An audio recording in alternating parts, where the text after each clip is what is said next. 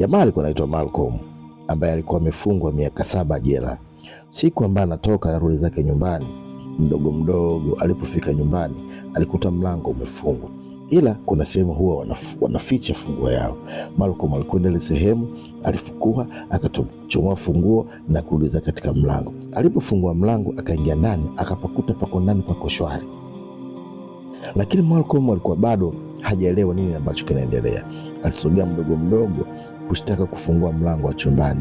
Aliposhika mlango wa chumbani, ndipo anza kusikia maneno ya mahaba kutoka kwa mke wake akimwambia mshikaji mwingine.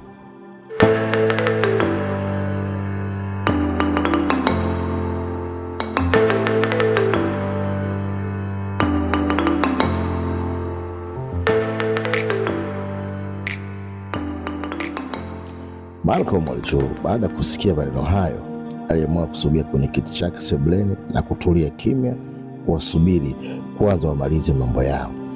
Na kweli baada walipomaliza mambo yao, mke ndio wa kwanza kutangulia kutoka nje. Alipotoka nje sebuleni, alimkuta mume wake. Ndipo aliposhtuka, mume wangu. Wakati aliposema mume wangu, mchizi naye alikuwa ndani anatoka. Ndipo alipokuta uso kwa macho na mume wa mpenzi wake.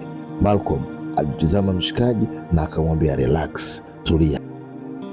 Baada alipofika sebuleni na Malcolm aliwatazama wote kwa macho, Malcolm alimuuliza dogo, anamwambia, wewe hivi una ujasiri gani ukaingia ndani ya nyumba mwanaume mwenzako na kujiamini, ukakaa ukafanya mambo yako mkazini, wewe na mke wa mtu, inakuwaje?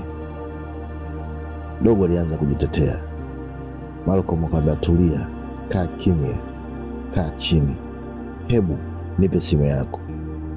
Malcolm alichukua simu ya dogo, akachukua simu ya mke wake, akakaa nazo.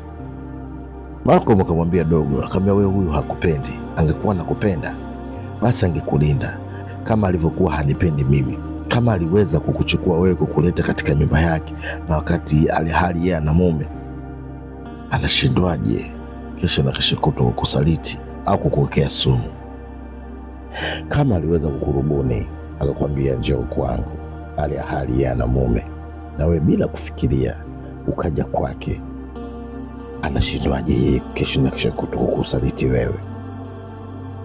Huyu hakupendi kama alivyokuwa hanipendi mimi, ila kwa vile umefika kwangu basi tutajua.